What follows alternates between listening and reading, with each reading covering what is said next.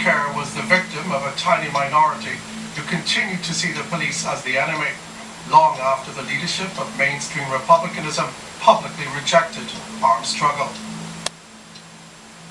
These people, they are traitors to the island of Ireland.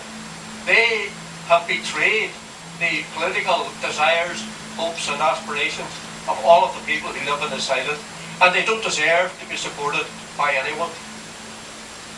Ronan, to my eyes, is the Irish patriot, the person who served his fellow people, be it Catholic or Protestant, or Muslim or Hindu, whatever. He was a true patriot in that he served others for his country. Ronan Kerr wore his nationalist identity lightly. My children were brought up to respect all sections of the community. There was no difference made. You know, they may have went to a Catholic school, but they still had Protestant friends. They worked along with Protestant friends in all different areas of their life. That wasn't an issue. But to his family, that makes no sense on any level. He was just like myself, or anyone around our age. He liked going out and having his pints of Guinness, his steak, and he liked his Irish whiskies as well. He liked everything that was Irish. He loved watching hurling and Gaelic football, and he loved watching rugby as well. Everything Irish he celebrated and enjoyed. I remember, for example, on my wedding day, one minute I looked round and he was up air guitar with his cousin Connor here with the ties tied round their heads. The next minute he was up jiving to Galway Girl with my 70-year-old grandmother. Age, he took people as he found them. It didn't matter what age they were. It's the heart and soul of the family, and we always look forward to them coming home, and we'd be sitting around the kitchen table just chatting and cracking jokes, and he was always the one that kept us all going. It's always the support of the family. The young policeman had moved out of the family home as far as nearby Omagh and an apartment on the edge of the town where he lived with friends. Was he security conscious? Probably would have been, yeah. Well, he was. He mentioned it, but he definitely did mention it. There's no getting away from that, but it didn't really take up much of our time talking about that, Someone, an enemy who couldn't see beyond the uniform, found out where Ronan Kerr was living and sent the bomb that killed him. It was a very personal attack. They obviously knew where he lived, they knew his car, and that identified, that he was a police officer. Somebody obviously had led them that direction. Does that hurt you? That is very hurtful. It wasn't a random attack. It was specific for Ronan. It's nothing to be proud of, to be fit to put a bomb under somebody's car, kill them. There's nothing good about it. It's not patriotic. Bearer Red Knights, like many rural GAA clubs, the social hub. Everybody here knew Ronan Kerr. They'd grown up with him. He played for the club most of his life, from under 12s up.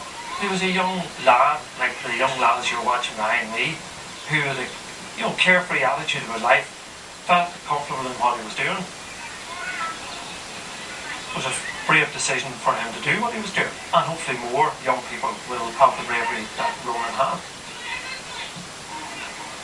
Ronan Kerr was killed at 4 o'clock on Saturday the 2nd of April.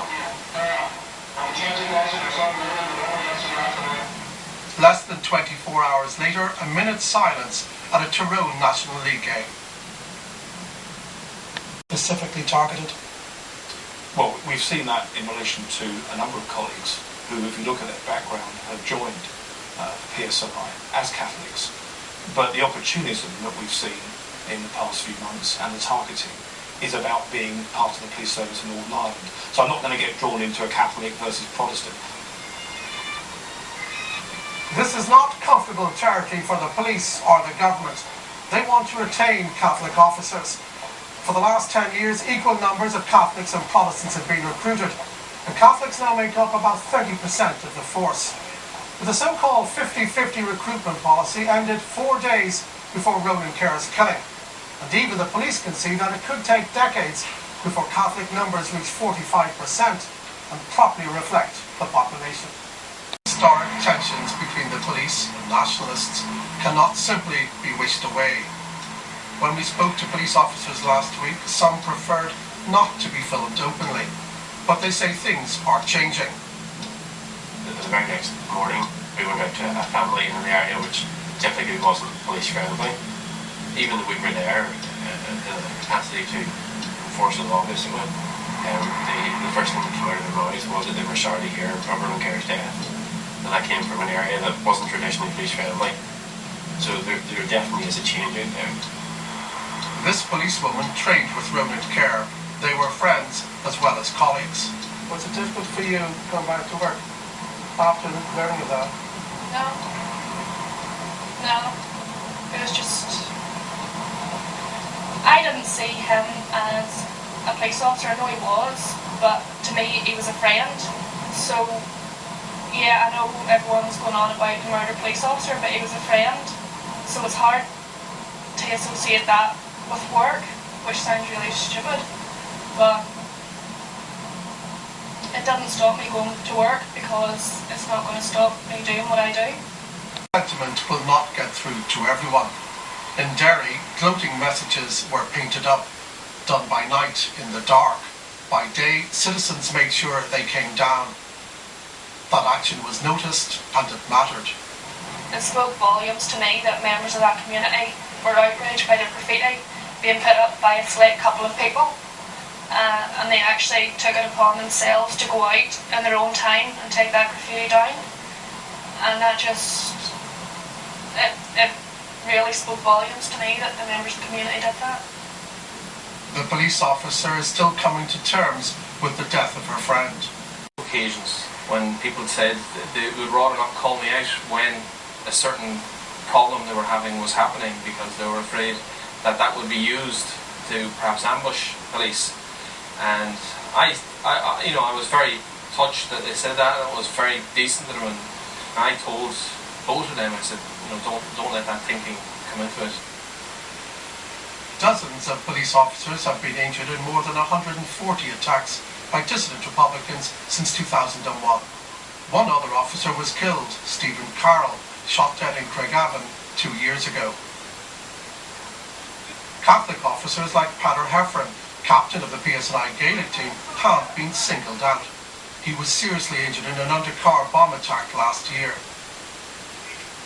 Former Chief Superintendent Brian McCargo, who founded the PSNI Gaelic Club, knows Constable Heffron well and is certain why he was attacked. This was a definite attack on a police officer because he was a Catholic and because he was a member of it. He was Gaelic football. And Patters, he was a fluent Irish speaker and so on. They knew exactly what they were doing. This was an attempt to stop young Catholics coming forward and joining the police service of Northern Ireland. These attacks, if they go home and sit and look at their own mothers and wonder how they would feel if they were being brought up without their mother, their father, their son, their daughter or brother or sister, I think they would look at life in a different way. Maybe or maybe not. In Derry, 2 weeks ago, a grenade was thrown at policemen as 2 children played close by. 4 days ago, again in Derry, dissidents exploded a bomb. In the middle of our city centre, on a busy shopping day when there are lots of people about, people are leaving explosive devices in banks. They're totally reckless as to whether innocent people get killed. I think people can't sit on the fence anymore. And they have to be more decisive and they have to be more clear that they're not prepared to accept, this kind of behaviour in our society.